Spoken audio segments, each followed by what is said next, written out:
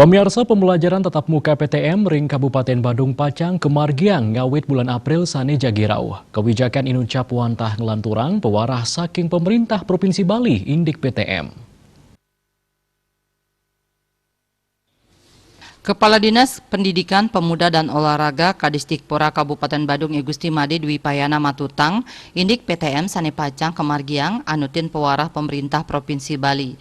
Baik ketandane sampun taki-taki untuk nambakin panglalah COVID-19, santukan kasus COVID-19 nanin kepanggih ring mekata sekolah ring Badung, sadeng awinang pemerintah irike ngandegang ajebos pemargin PTM. Samian pahan tur piranti sanikasia gayang patek sekadi pemargin PTM sadurungnyane wantah peneleban prokel sayan katin capang mangdan enten kepanggih pikobet sekadi galah lintang. Baik ketandane taler sampun memperkanti sarang Satgas COVID-19 Badung, mangde PTM sida memargi anut ring tetujon.